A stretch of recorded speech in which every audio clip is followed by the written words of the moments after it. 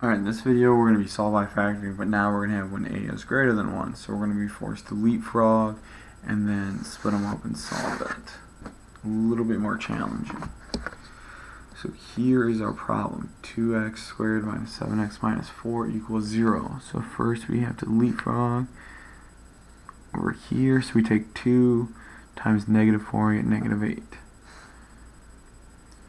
So we have to find factors of negative 8 that add up to negative 7. I'm just going to stop here because we have found it. It's the first one.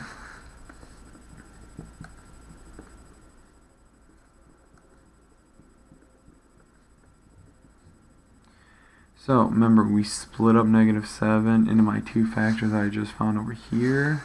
You could switch some of these up, it does not matter, but you will have to watch your signs when you take things out. So now we group by factoring, or factor by grouping. The first one we can take a 2 and an x out. We're left with an x minus 4. Remember, when you distribute, you should be able to get what is in this line here. In the right one, we can't take anything out, but I will put the 1 just so we know that there's a 1 there.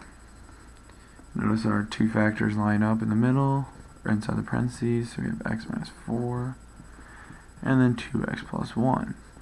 We cannot forget the minus. Remember, we are not done, we are solving.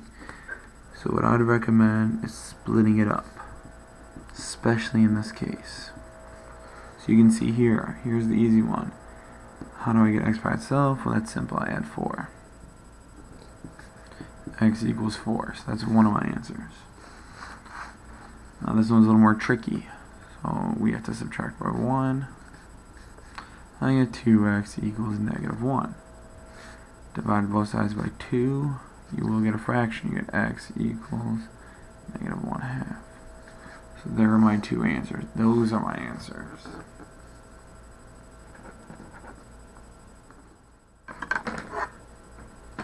Alright, so the other example, a little more challenging. 6x squared minus 5x minus 6. So what I'm going to do is leapfrog.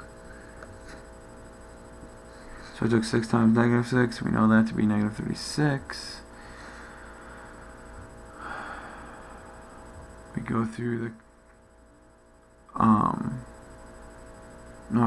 we go through we can list all the terms, but I know which one it is. It's going to be a combination of 9 and 4. Remember, since this is negative, 1 has to be negative.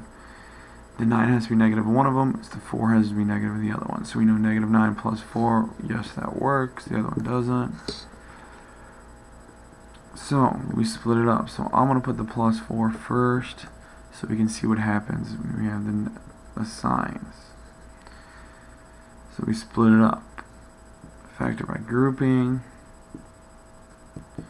The first one we could take out a 2 and an x. 6x squared, and we take out a 2x, we're left with a 3x. When I take a 2x away from 4x, we're left with just a 2. Now it's important we see that we have both of these have negative signs. So I have to take out a negative. I take out a negative 3. The reason I take out a negative 3 because you can see in the first parentheses both of the numbers are positive. If I take out a negative 3, that changes these two both to a positive. 9 divided by 3 is 3x plus 2. Remember, if I distribute negative 3 out to both these, we get what we started with right there. So we can see that we line up inside the parentheses. And now we can take that, but we can't forget we are solving. We are not factoring. We are solving by factoring, so this is the process.